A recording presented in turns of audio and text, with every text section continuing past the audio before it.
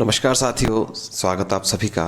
साथियों, रेलवे की सारी अपडेट हम इस चैनल पर आपको लगातार देते हैं और आज अपन संपूर्ण चर्चा करने वाले हैं आरपीएफ वैकेंसी की। इसमें कांस्टेबल और एसआई क्या कितने पद उसमें रहेंगे, क्या उसकी योग्यता होगी, कब से इसके फॉर्म फिलअप होंगे, कितनी इसकी फ़ीस है, साथ में किस तरह से इसका एग्ज़ाम पैटर्न रहेगा, एग्ज़ाम सिलेबस में इसमें क्या क्या है। साथ के साथ चर्चा करेंगे कि इसका सिलेक्शन प्रोसेस किस तरह से होगा। फिजिकल है तो फिजिकल में कौन कौन सी रिक्वायरमेंट हमें हमारी होनी आवश्यक है, डॉक्यूमेंट्स में कौन कौन से डॉक्यूमेंट्स चाहिए, इन सारी बातों पर अपन चर्चा करने वाले हैं। जी हाँ दोस्तों, मैं पंकज शर्मा आप सभी के सामने अपने यूट्यूब चैनल पर उपस्थित हूँ। साथियों, अगर आप हमारे साथ नहीं जुड़े हैं तो प्रत्येक अपडेट, रेलवे की प्रत्येक अपडेट जानने के लिए हमारे चैनल को सब्सक्राइब करके इसे ज़रूर जुड़ेगा। साथियों, जैसा कि आपको पता है कि वैकेंसी की हम चर्चा करेंगे आरपीएफ की वैकेंसी की चर्चा करेंगे। और ये आरपीएफ की वैकेंसी है, आप सभी को पता है कि जो आरपीएफ की वैकेंसी दो भागों में है। एक तो है आपका कांस्टेबल और एक है आपका एसआई, दोनों की अपन चर्चा करेंगे। कांस्टेबल की मैं बात करूं तो कांस्टेबल में जो आपके जो टोटल पद हैं 4208 पद तो आपके कांस्टेबल में है और साथ में आपके जो 452 पद हैं वो आपके सब इंस्पेक्टर के हैं। 452 पद इसके हैं और 4208 पद आपके इसके हैं। इसमें से हम सबसे पहले चर्चा करते हैं कांस्टेबल के लिए। साथियों, मैं इतनी सी सामान्य चर्चा करूँ कि कांस्टेबल के लिए अगर योग्यता की बात करें तो 10th पास आपका होना आवश्यक है, जबकि यहाँ एसआई के लिए आपको आवश्यक है ग्रेजुएशन आपका कंप्लीट होना चाहिए। 10th पास तो आपके लिए आवश्यक है।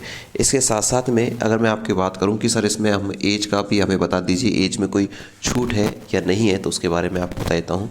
साथियों, एज आपकी है 18 से 28 वर्ष। आपकी जो एज है वो 18 से 28 वर्ष, कोरोना के कारण इसमें 3 वर्ष की छूट भी दी गई है। और साथ में अगर आप एससी एसटी के विद्यार्थी हैं, एसटी एसटी के विद्यार्थी के लिए 5 वर्ष की छूट है, 5 वर्ष की छूट यहाँ पर रखी गई है। साथ में अगर आप ओबीसी के विद्यार्थी हैं, ओबीसी की तो आपको 3 वर्ष की यहाँ पर छूट यहाँ पर भी दी गई है। इसके अलावा एज का आपने देख लिया, काफ़ी क्राइटेरिया इसका एज का बढ़ा दिया गया है कोरोना के कारण। अब सर बात करें कि सर ये पहले हम इसकी बात करेंगे, एसआई की बात नहीं करेंगे। एसआई की बात अपन इसकी बात करेंगे। पहले जो कांस्टेबल है जिसकी ज़्यादा वैकेंसी है 4208, इसकी अपन चर्चा कर लेते हैं। सर इसके फॉर्म जो है अप्लाई कब होंगे, तो इसके फॉर्म की अप्लाई डेट की बात करूँ आपसे, फॉर्म स्टार्ट कब से हो रहे हैं इसके, फॉर्म स्टार्ट हो रहे हैं साथ ही इसके कब से, 15 अप्रैल से। 15 अप्रैल से इसके फॉर्म स्टार्ट हो रहे हैं। 15 अप्रैल 2024 से आपको इसकी फॉर्म आप ऑनलाइन कर सकते हैं।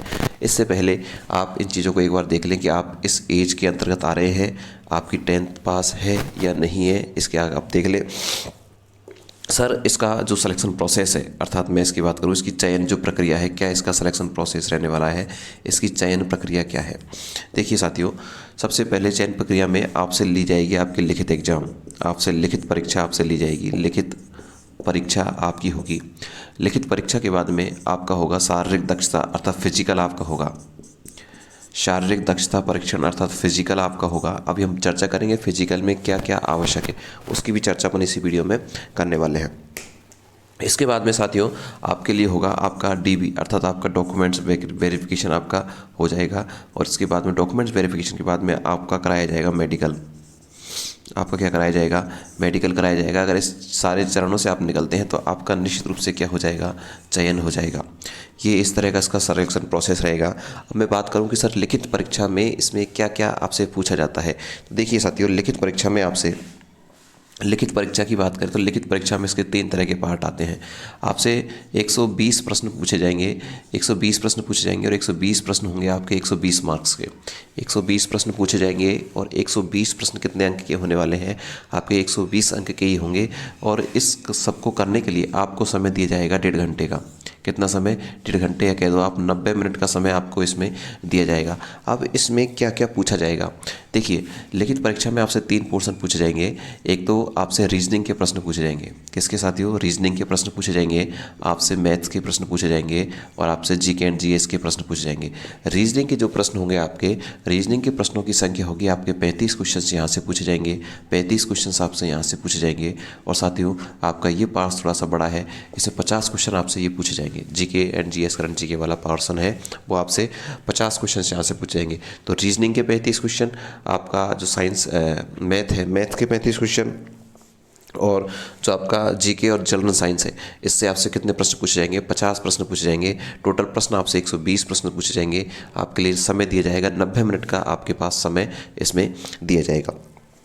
इसके बाद में बात करूं कि इसके मुख्य रूप से अपन चर्चा करें कि इसकी शारीरिक दक्षता अर्थात जो फिजिकल जिसको आप कहते हैं, फिजिकल में हमें क्या क्या आवश्यक है, तो एक बार आप उसको अच्छे से देख लीजिएगा। आप उसके लिए योग्य हैं तो ही आप तैयारी करें।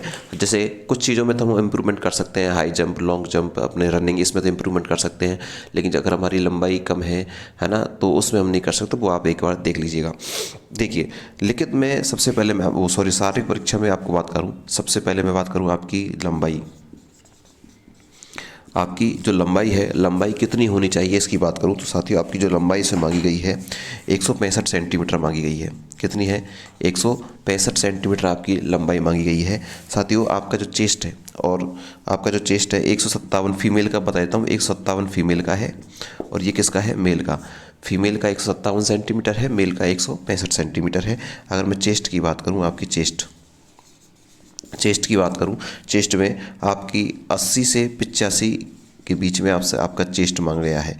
80-85 सेंटीमीटर के बीच में क्या मांगा गया है? आपका चेस्ट मांगा गया है। साथ में अगर मैं बात करूं रनिंग की,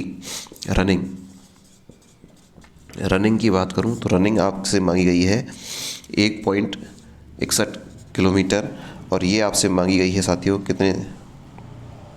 3 मिनट में। 3 मिनट में नहीं है, ये आपसे है 5 मिनट 45 सेकंड में।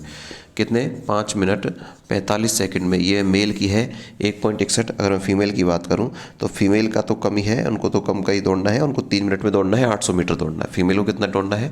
800 मीटर दौड़ना है, और कितने मिनट में? 3 मिनट और कुछ सेकंड में इसको ये पूरा करना है। अगर मैं इसी के साथ में शारीरिक दक्षता में और बात करूँ तो शारीरिक दक्षता में आप देख सकते हैं, शारीरिक दक्षता में आपका जो लॉन्ग जंप है, कौन सी jump? Long jump. Long jump पे साथियों आपका 14 फीट का, कितना? 14 फीट आपका लॉन्ग जंप है। वहीं अगर मैं हाई जंप की बात करूं, कौन सी जंप? 2 तरह की जंप है इसमें, लॉन्ग जंप और हाई जंप। हाई जंप की मैं बात करूं तो हाई जंप आपका मांगा है इसमें 4 फीट का। कितना? 4 फीट का इसमें आपका हाई जंप मांगा है। और महिलाओं के लिए 3 फीट का मांगा है। महिलाओं के लिए कितने फीट का मांगा है?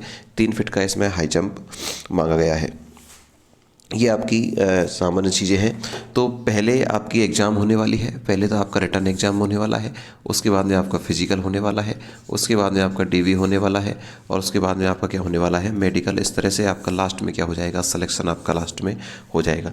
तो ये सारी चीज़ें आपको पहले आपको पता करनी है, उसके बाद ही आपको तैयार करना है कि इन चीज़ों को हम कर सकते हैं, नहीं कर सकते। एज का मैंने आपको बता दिया, एज इंपॉर्टेंट फैक्टर है, 18 से 28 वर्ष। साथ में जो रिलैक्सेशन छूट दी गई है वो आपको बता दी जाएगी। अभी इसका शॉर्ट नोटिफिकेशन आया है, सोशल मीडिया पे कई चीज़ें वायरल हो रही हैं कि ये फेक न्यूज़ है, फेक नहीं है। अभी आपको इसका विशेष नोटिफिकेशन भी आपको कुछ दिन में मिल जाएगा, और निश्चित रूप से इसके जो फॉर्म है वो आपके 15 अप्रैल से स्टार्ट हो जाएंगे। ये छोटी सी जानकारी आप सभी को। आपकी और भी कोई क्वेरीज है तो नीचे मुझे कमेंट्स बॉक्स में बताइएगा। साथ में चैनल से नहीं जुड़े हैं तो चैनल को सब्सक्राइब जरूर कीजिएगा। Thank you.